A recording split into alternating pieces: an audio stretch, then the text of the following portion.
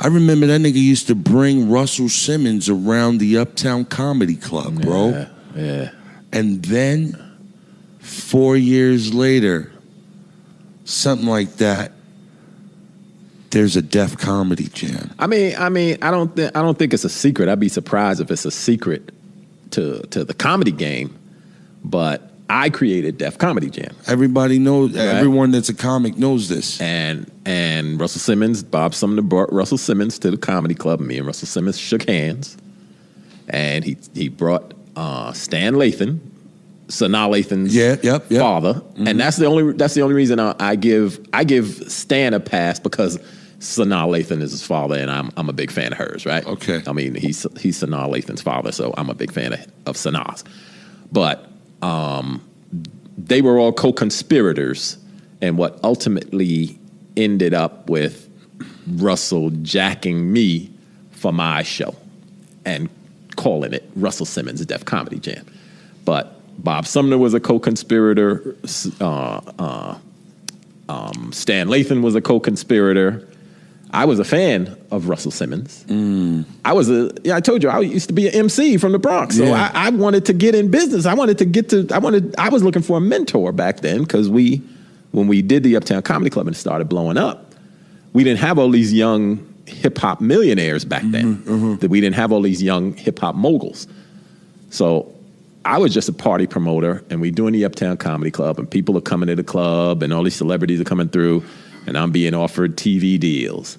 I'm being offered movie deals. I'm being offered big money deals, 6-figure and 7-figure deals. I remember dude took me out to Hollywood, and there was a big penthouse office building, and his offices were on the 41st floor of this big office building, and he took me to the 40th floor, and it was the 40th floor was empty, but he was like, this is going to be your floor.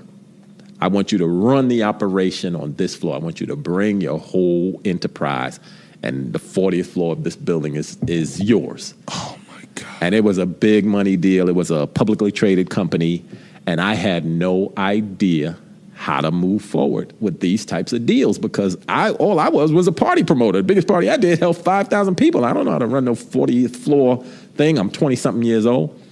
And again, like I said, this is pre all the young hip-hop millionaires. There was no P. Diddy. There was no Master P. There was no all these moguls around.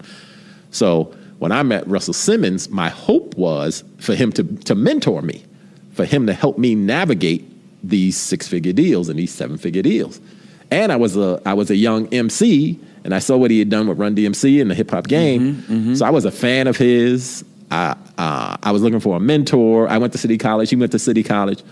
So I had dropped my guard, and I held him up on a pedestal. So when he came to my club and we were going to do this business, I was in my glory.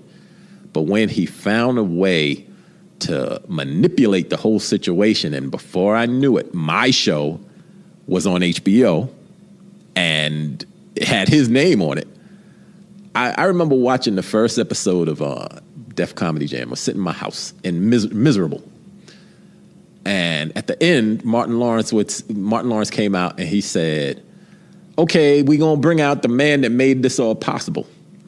And for a second, I'm sitting in the house by myself watching this show, knowing he stole it from me. And I'm watching Martin Lawrence say, we're going to bring out the guy that made this all possible. For a split second, my heart skipped a beat, because I was like, Martin's bringing me out? I'm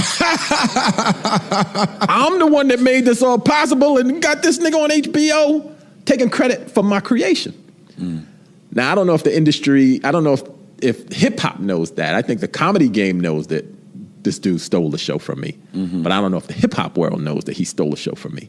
But he stole it from a young guy who was a former party promoter who had created the Uptown Comedy Club. He came to the Uptown Comedy Club with the camera crew and jacked my whole joint, made a deal with HBO, and cut me dead out.